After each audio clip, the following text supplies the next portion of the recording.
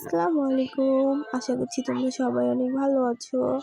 আমার শরীরটা বেশ একটা ভালো নেই। প্রচণ্ড ঠান্ডা লেগেছে। তো আজকে সকালে মনে একটু নুডলস খাইতে ইচ্ছা হলো। তাই আমি এখানে পানিতে নুডলসটা সিদ্ধ করে দিচ্ছিলাম।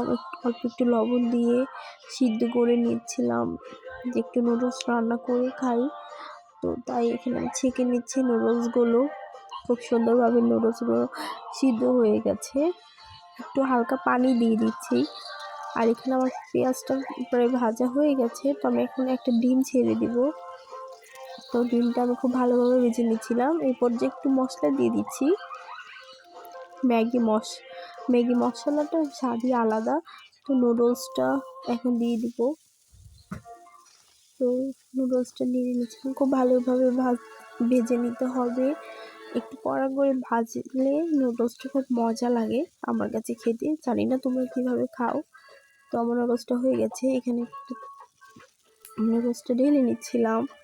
আর রং চা খেতেই হবে। গলার যে অবস্থা, কথা বলতেই পারছি না, প্রচণ্ড ঠান্ডা লেগেছে। আমি আগেই চিনিটা নিয়ে নিয়েছি, এখন চাটা নিয়ে নিব। রং চাটা খেলে গলাটা খুবই ভালো লাগে বা শান্তি লাগে বলতে পারো।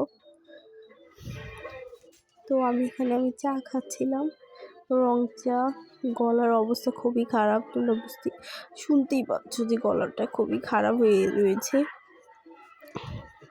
তো সাইডে তেলের পিঠা নিয়েছিলাম, রং চা, নুডলস। ভারী খাবার হয়ে গেছে। আমি সকালে এত কিছু খাই না, হালকা পাতলা হয়তো বা একটু চা খাই বা হালকা পাতলা কিছু একটা খাই। আজকে একটু ভারী কিছু খাইতে মন চাইলো, তাই একটু নুডলস রান্না করলাম।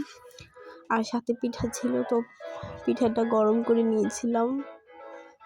নুডলসটা অনেক অসম্ভব মজা হয়েছে। আমি সবসময় খাই না, মাঝে মধ্যে খাই। যখন বেশি খেতে ইচ্ছে করে তখনই খাই।